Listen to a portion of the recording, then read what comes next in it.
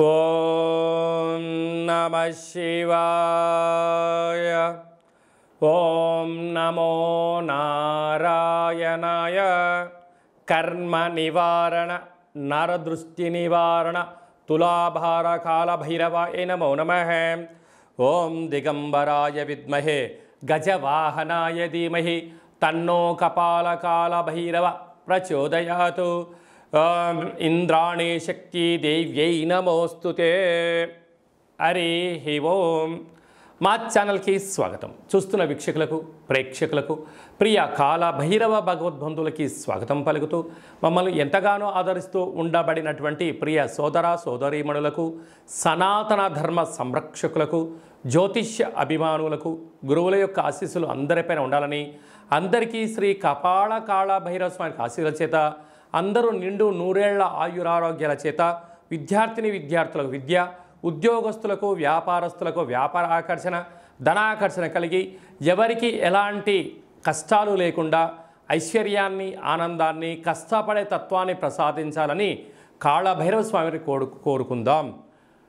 16/7/2024 నుండి 31/7/2024 వరకు ద్వాదశ రాశుల్లో గ్రహ గమనాల్ని వీక్షింపచేద్దాం. వృషభ రాశిలో కుజుడు మరియు దేవగురు బృహస్పతి సంచార స్థితి, కర్కాటక రాశిలో రవి బుధ సంచార స్థితితో బుధాదిత్య రాజయోగం మరియు శుక్రుడు అక్కడే సంచార స్థితి, కన్యరాశిలో కేతు సంచార స్థితి, కుంభరాశిలో శని భగవానుడు స్వక్షేత్ర వక్ర గమన సంచార స్థితి, మీనరాశిలో రాహు సంచార స్థితిలో ద్వాదశ రాశుల్లో గ్రహ గమనాలు ఈ విధంగా ఉన్నాయి. వీక్షకులకు ప్రేక్షకులకు అందరికీ కూడా తొలి ఏకాదశి పండగ శుభాకాంక్షలు. అలాగనే మనకు ఆషాఢమాస ప్రారంభము. ఆషాఢం అనగానే హైదరాబాద్ అనగానే ఆషాఢం అని గుర్తొస్తుంది. ఎందుకనగా మనమందరము కూడా ఇంటిని శుద్ధి పెట్టుకొని వేపాకులతో మామిడాకులతో ఇల్లంతా చక్కబెట్టుకొని అమ్మవారికి బోనమెత్తుకొని అమ్మవారి యొక్క ఆశీస్సులు పొందుతాం. ఎందుకనగా మనకు చర్మ వ్యాధులు కానీ, అంటువ్యాధులు కానీ, మచూసి లాంటి వ్యాధులు రాకుండా ఉండడం కోసము గ్రామము అంతా, వీధి అంతా, తెలంగాణ రాష్ట్రం అంతా కూడా వేపాకులతో పసుపు నీళ్ళను చల్లడం వలన అంటువ్యాధులు రావు. అలాగనే మన భారతదేశ సాంప్రదాయంలో మన పండగలకు ఒక్కొక్క దానికి ఒక్కొక్క రకమైన ప్రత్యేకత ఉంటుంది.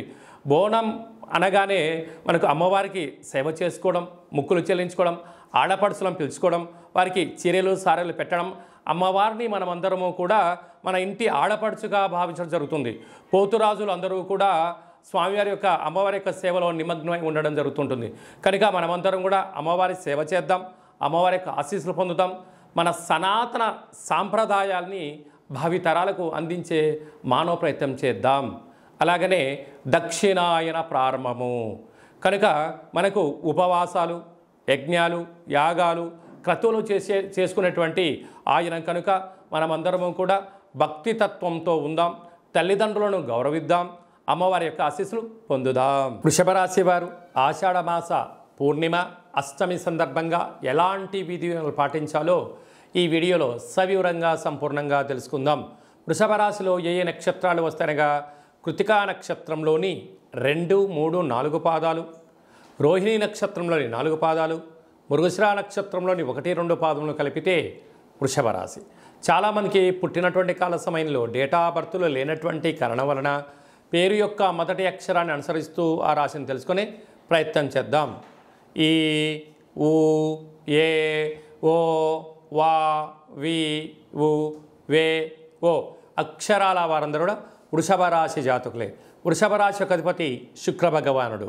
రాశిలోనే కుజుడు, రాశిలోనే గురు సంచార స్థితి కారణం వలన, కుజదోష ప్రభావం కారణం వలన చిన్న చిన్న విషయాలకు ఆందోళన తగదు. ప్రయాణం చేసేటప్పుడు ఎన్నో జాగ్రత్తలు అవసరం. మీ యొక్క జన్మ నక్షత్రం రోజున, పూర్ణిమ తిథి ఎందున, అష్టమి తిథి ఎందున గొడవలకు వెళ్ళే ప్రయత్నం చేయొద్దు. ఎవరన్నా ఏదన్నా అన్నా మౌనం వహించండి. 99% యొక్క ప్రమాదాలను, వివాదాలను, గొడవలను దూరం చేసుకునే ప్రయత్నం అవుతుంది. కారణం ఏమిటనగా పై అధికారులు, సహ ఉద్యోగస్తులు, కింది స్థాయి వారందరూ కూడా మీ యొక్క బలహీనతను తెలుసుకొని మిమ్మల్ని అనేక రకాలుగా వాళ్ళు సద్వినియోగపరుచుకునేటువంటి పరిస్థితి చాలా అధికంగా ఉంటుంది. కనుక ఇలాంటి కాల సమయంలో మౌనం, ధ్యానం, ఆధ్యాత్మికత, ప్రశాంతమైన వాతావరణాన్ని ఏర్పాటు చేసుకోవడం వలన మీకు ఉజ్వల బంగారు భవిష్యత్తు రోజులకు స్వాగతం పలకడానికి ఈ సమయం నాంది అని చెప్పి గమనించగలగాలి. అలాగే తృతీయంలో బుధాదిత్య రాజయోగం కారణం వలన తల్లిదండ్రుల నుంచి కానీ తాత ముత్తాతల నుంచి కానీ వచ్చేటువంటి స్థిర చరాస్తులు, ప్రభుత్వం యొక్క ఉద్యోగము, ధనము మీకు వచ్చే అవకాశాలు చాలా అధికంగా ఉన్నాయి. అన్నదమ్ములతో, అక్కా చెల్లెలతో, పార్ట్నర్షిప్, వ్యవహార బిజినెస్ చేసే వారందరితో కూడా మీ వీలైనంతవరకు సఖ్యతగా ఉండే ప్రయత్నం చేయండి. అధికార దుర్వినియోగానికి పాల్పడొద్దు. అన్నదమ్ములతో, అక్కా చెల్లెలతో వీలైనంత వరకు ప్రేమతత్వంతో ఉండండి. బంధుత్వంలో ఎనలేనటువంటి ఐశ్వర్యం, ఆనందం మీ సొంతం అవుతుంది. పంచమ స్థానంలో కేతు సంచార స్థితి ఉండడం వలన నూతనంగా వివాహమైన వారికి సంతాన యోగం, పిల్లల యొక్క చదువులు, పిల్లల యొక్క అభివృద్ధి, అన్నింటి విజయానికి మీరే ఆనందానికి కేంద్ర బిందువులు అవుతారు అని చెప్పి గమనించగలగాలి. రాజ్యస్థానంలో శని భగవానుడు వక్ర గమన స్వక్షేత్రంలో ఉండడం వలన వృత్తులలో, ఉద్యోగాల్లో, వ్యాపారాల్లో అనంతమైనటువంటి అవకాశాలు మీ ముందుకు రాబోతున్నాయి.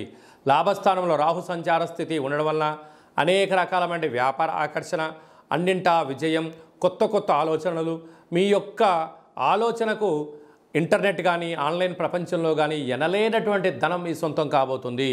కనుక మనము ఆషాఢమాస పూర్ణిమ సందర్భంగా, ఆషాఢమాస బహుళ అష్టమి సందర్భంగా మనము కొబ్బరికాయను కొట్టి అందులో నువ్వుల నూనెను పోసి లేకుంటే 5 రకాల నూనెను పోసి ఆ యొక్క నారికేల దీపాన్ని పెట్టి కాలభైరవ స్వామిని స్మరించడం వలన అద్భుతమైన కష్టాలకు స్వస్తి పలికి ఐశ్వర్యానికి స్వాగతం పలుకుతారు అని చెప్పి గమనించాలి.